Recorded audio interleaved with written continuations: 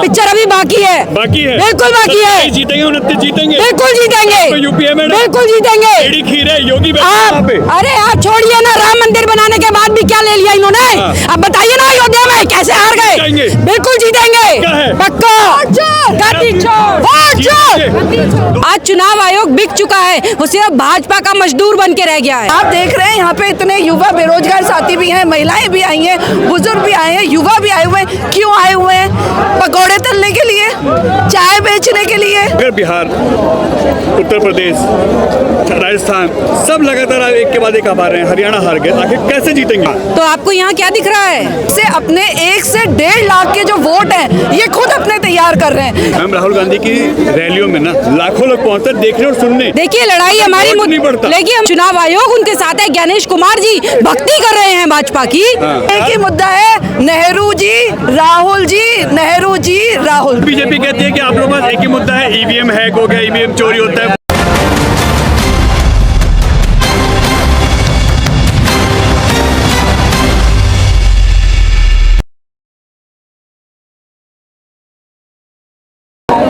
आज कांग्रेस की महारैली है और वो भी दिल्ली के रामलीला मैदान में। यहाँ लाखों की संख्या में देश के कोने कोने से लोग पहुँच रहे हैं।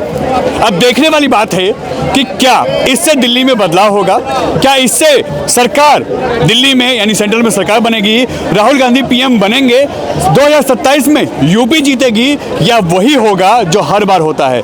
राहुल गांधी को देखने सुनने कांग्रेस को लोग सुनने और उनको समझने पहुंचते हैं, मगर यह वोट में तब्दील नहीं होता। और इसी को कांग्रेस ने नारा दिया है, वोट चोर गद्दी छोड़। और यही नारा लेके आज रामलीला ग्राउंड में दिल्ली में लोग पहुंचे हैं और बहुत बड़ी संख्या में लोग यहाँ पे हैं। तो आइए इनसे जानते हैं कि किस तरीके से कांग्रेस में बदलाव है, क्या ये टेलर है, फिल्म अभी बाकी है, या हर बार की तरह यह भी फिल्म फ्लॉप होगी और कहीं ना कहीं कांग्रेस फिर से जो स्टेट लगातार हार रही है उसको कंटिन्यू रखेगी। मैडम कैसे जीतेंगे दिल्ली और कैसे जीतेंगे अदर स्टेट जब लगातार पब्लिक ही आपको सपोर्ट नहीं कर रही है? आप लोग मुद्दा दे रहे हैं वोट चोर गद्दी छोड़, मगर बिहार, उत्तर प्रदेश, राजस्थान सब लगातार एक के बाद एक आ रहे हैं, हरियाणा हार गए, आखिर कैसे जीतेंगे? आपने बोला कि लोगों को समर्थन नहीं है। तो आपको यहाँ क्या दिख रहा है? समर्थन भरपूर है। मैम राहुल गांधी की रैलियों में ना लाखों लोग पहुंचते देखने और सुनने। देखिए लड़ाई हमारी लेकिन हमारी लड़ाई मुद्दे पर ही है। वोट पड़ता है लेकिन वोट चोरी हो रहा है। वोट चोरी के खिलाफ आज यहाँ पर प्रदर्शन है, वोट चोरी के खिलाफ ये आंदोलन चल रहा है और राहुल गांधी जी ने साबित कर दिखाया है। इससे ज्यादा क्या आपको चाहिए? चुनाव आयोग उनके साथ है। ज्ञानेश कुमार जी भक्ति कर रहे हैं भाजपा की। चुनाव आयोग एक समय था जो चुनाव आयोग एक पार्टी के लिए नहीं देश के लिए काम करता था। आज चुनाव आयोग बिक चुका है, वो सिर्फ भाजपा का मजदूर बन के रह गया है। वही चुनाव आयोग राहुल गांधी को बुलाता है, आइए ईवीएम हैक करिए, बताइए, दिखाइए। राहुल गांधी नहीं जाते हैं, कंप्लेंट नहीं करते हैं। चुनाव आयोग कहता है जो आप कंप्लेंट कर रहे हैं, जो आप बोल रहे हैं उसको रिटर्न में दीजिए। जो डाटा राहुल गांधी जी ने दिया है वो अपने घर से निकाल के नहीं दिया, वो चुनाव आयोग की साइट से निकाल कर दिया है। चुनाव आयोग की साइट पर था वो सारा डाटा। राहुल गांधी जी ने अपने घर से नहीं बनाया उसको। क्लेम क्यों नहीं करते वहां जाके? वो क्यों नहीं करे? और ये क्या है? जनता की आवाज है, रोष है, और कैसे क्लेम करेंगे? आप इलेक्शन कमीशन जाके क्यों नहीं प्रूफ करते? जब इलेक्शन कमीशन ही बिका हुआ है, जब इलेक्शन कमीशन ने ठान लिया है कि भाजपा का तलवा चाट के ही काम करना है, तो इसके आगे आप बताइए ना जनता कहां जाएगी? जनता अपना रोष प्रकट करेगी ना, वो कर रही है। समर्थन है। आप कैसे कह सकते हैं कि राहुल गांधी को वोट नहीं पड़ रहा? अरे राहुल गांधी के समर्थन, अरे राहुल, आप लोग लगातार हारे, जीतेंगे तो क्योंकि वोट चोरी हो रहा है ना, वोट चोरी हो रहा है तो स्टेट हार रहे हैं। अब वोट चोरी करना बंद करिए, हम आपको जीत के दिखाते हैं। अब आइए बैलेट पेपर में। इसी ईवीएम से 2 बार आप जीते, 2004, 2009, तब ठीक था।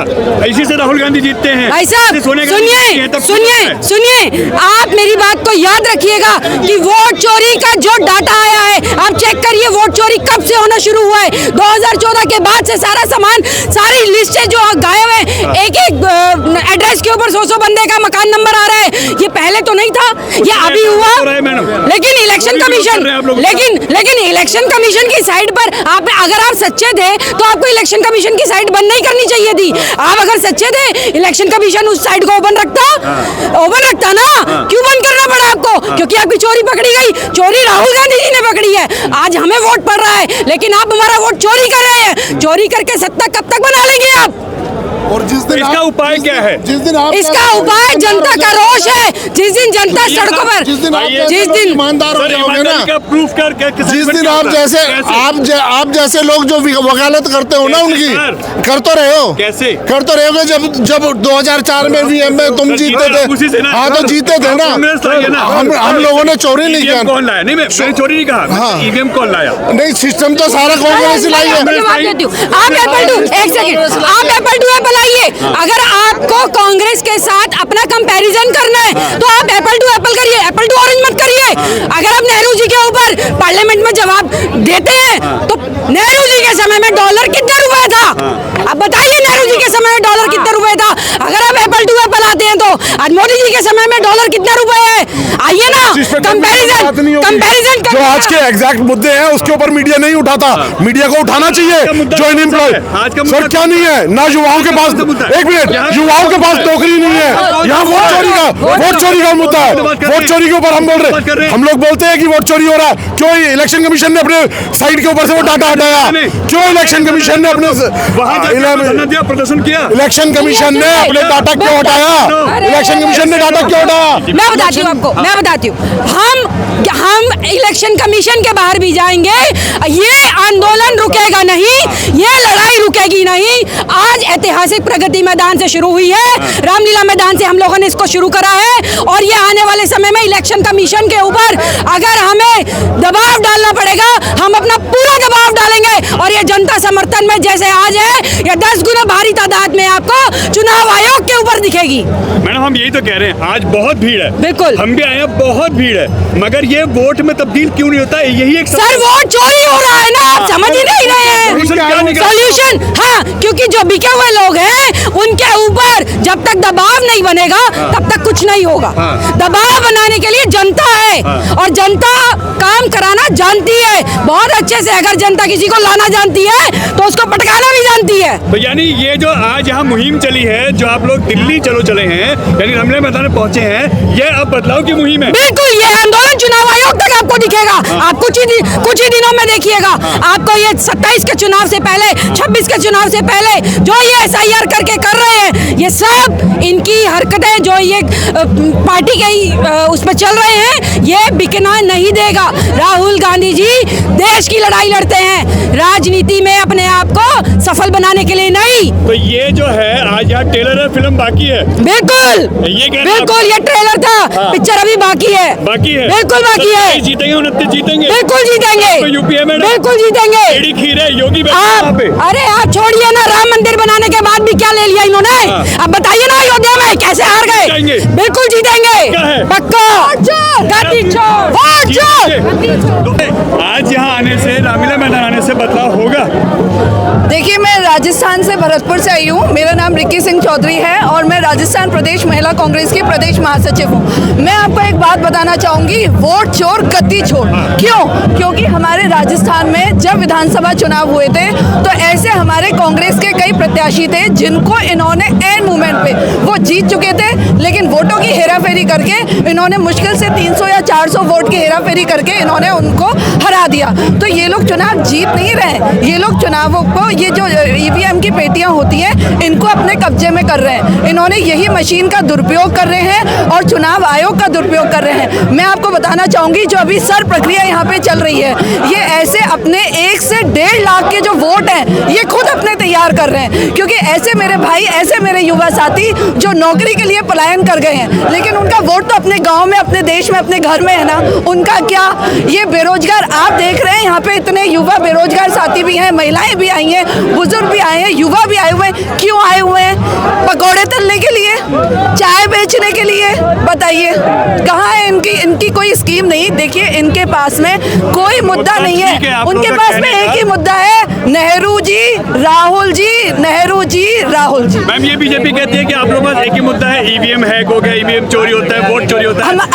अभी माननीय हमारी सांसद प्रियंका गांधी जी ने संसद में कितने मुद्दे उठाए थे। उन्होंने कहा बात करो वंदे मातरम, वंदे मातरम, वंदे मातरम पे ये क्या कोई कोई चर्चा है? ये बहस का विषय है वंदे मातरम। आप हमारे देश गीत के लिए, हमारे राष्ट्रगान, हमारा राष्ट्र का जो गीत है उसके लिए आप इतने सैकड़ों 800 साल बाद आप यहाँ बहस करने के लिए उतारे हुए हैं। ये हम सबकी भावनाओं के साथ में कुटारा गाती है तो क्या है?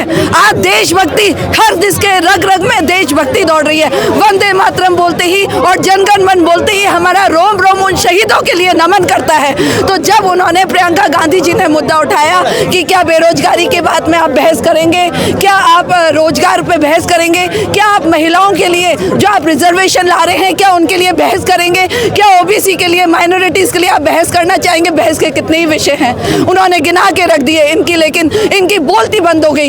ये भाग गए और इन्होंने गालियां देना शुरू कर दिया। जिस माननीय सदन में जहां महिलाएं देवी का रूप वो खुद मानते हैं और जिन्हें इन्हीं के नेता अटल बिहारी जी ने हमारी आयरन लेडी इंदिरा गांधी जी को दुर्गा कहा था, वहां ये गालियां दे रहे हैं। इनके पास कोई मुद्दा नहीं है, कोई मुद्दा नहीं है। 27 जीतेंगे यूपी आप लोग? जी बिल्कुल जीतेंगे, जीतेंगे, जीतेंगे अगर इन्होंने ईवीएम में हेरा फेरी नहीं करी तो।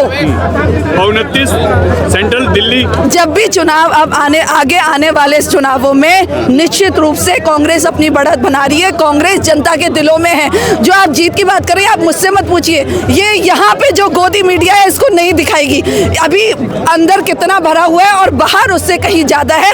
ये जवाब है जीत का और हार का। तो यानी ये अब जो आर पार की लड़ाई है ये चलती रहेगी? बिल्कुल चलेगी, जब तक कि हमको हमारा हक, हमें जनता के हक के लिए राहुल जी को और प्रियंका गांधी जी को, पूरी कांग्रेस को, और हम सब उनके सैनिक, उनके सिपाही हैं, हम उनके साथ एकजुट हैं। जब तक हमें हमारा हक नहीं मिल जाता, ये वोट चोर गद्दी छोड़ के नहीं भाग जाता, जब तक ये लड़ाई चलेगी। और अभी तो ये शुरुआत है, आगे और लड़ाई है। मैडम एक सवाल, आखिरी सवाल, क्या लगता नहीं है कि राहुल जी से अच्छा नेतृत्व प्रियंका गांधी कर सकते हैं, क्योंकि वो हर सवाल का सटीक जवाब देती हैं, ऐसे में उनको फ्रंट पे आना चाहिए? देखिए, राहुल गांधी जी अपना मुद्दा लेके चल रहे हैं, कांग्रेस को लेके चल रहे हैं। प्रियंका गांधी जी भी पूरी महिला शक्ति को, क्या पूरी कांग्रेस को लेके चल रही हैं। दोनों जने मिल करके एक हैं, दोनों जने मिल करके कांग्रेस को जनता के लिए और गरीबों के लिए, इस देश के लिए लड़ाई लड़ रहे हैं। इसलिए दोनों अपनी अपनी जगह पे एक है। सिर्फ कांग्रेस का साथ, सबके साथ सबका विकास।